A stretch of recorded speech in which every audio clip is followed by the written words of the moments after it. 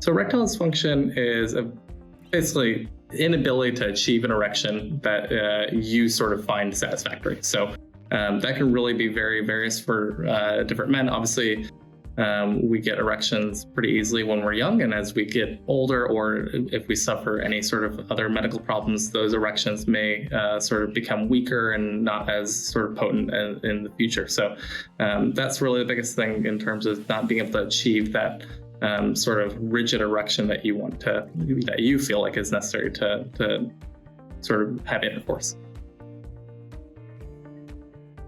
Erectile dysfunction is very common. We see it in nearly about 40 to 50% of patients when you look at big studies of all men, and if you actually ask men about it, it's very, very common. So definitely you're not the only one that suffers from it. Definitely, if you actually probe people, they will say that they have some degree of erectile dysfunction. That's very variable between patients.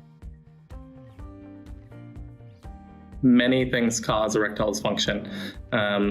The largest things are diabetes, heart disease, as well as sort of you can have prior injuries or prior surgeries. So whether that be a really bad motor vehicle accident or having had a surgery from either prostate surgery or any other type of cancer surgery that typically is sort of in the pelvis can result in erectile dysfunction.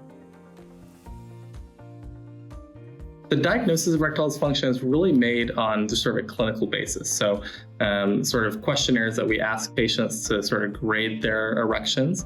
If there is any question as to what the cause of erectile dysfunction is, we can possibly do imaging of the penis to sort of look at the blood vessels of the penis and sort of see what is the cause of that. That's often not needed to be done, and typically you can make the diagnosis by just asking simple questions of how strong your erections are and how long they last. ED prevented. ED can be prevented. So it's really, I like to tell my patients that living a healthy lifestyle. So ED is one of the first things that that a man will notice, and when they're sort of not living a healthy life, whether it be sort of having heart issues or diabetes. And so that's one of the first manifestations of sort of not living that healthy lifestyle that we sort of promote.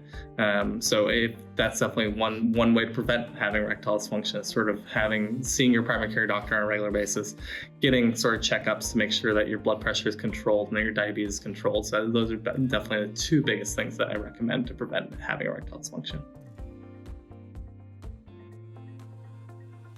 So just like in any other, any other specific problem, I think it's very important to see a specialist that has done extra training in the treatment of erectile dysfunction, just to really talk to you through all the types of options that you have for erectile dysfunction. I think, there's a reason that we do extra training to try to be the best advocate for you as a patient and sort of provide you all the options and sort of the negatives and positives of each of those options. So I think very important to do that. So the treatment options vary from oral medications that we call PDE5s, are sort of the common. So the two most common are Viagra and Cialis that we prescribe. And then it goes all the way up until surgery. So then the next option we talk about are then injectable medications that we can, very similar to the oral medications, but have a more direct effect onto the penis. And then we also talk about external devices like vacuum erection devices or vacuum pumps that help in terms of increasing the blood flow to the penis. And then lastly, we talk about penile prosthesis surgeries. That's sort of replacing the architecture of the penis to help sort of provide those erections that you sort of desire.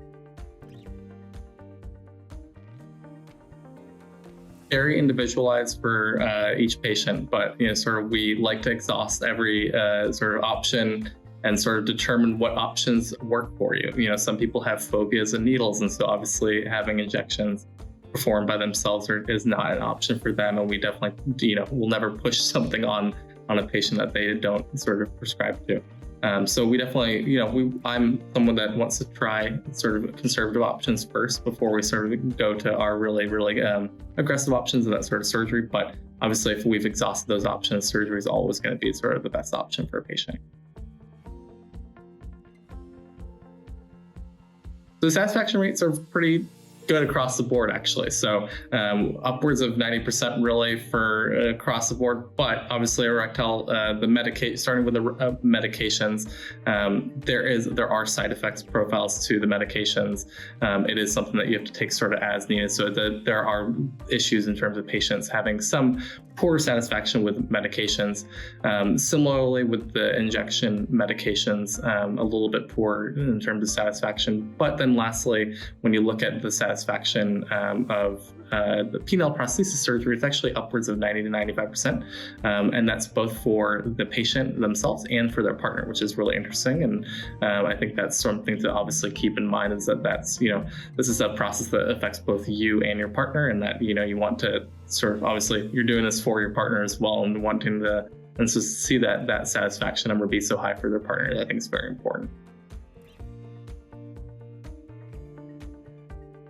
So the long-term consequence of not having erections is just like any other muscle in our body. If we don't use it, we sort of lose it. And so we do sort of lose some length of the penis, some girth to the penis as well. So the less we use it and the less you sort of have that blood flow go to the penis, then you're not going to be able to sort of, when we finally talk about, if we do talk about doing a surgery, you're not going to have that same length that you did when back when you were 21 years old. So the quicker that we sort of address that issue, erectile dysfunction, the better we're able to maintain your sort of length and girth and sort of the aesthetic appearances of the penis, which I think are very important to men.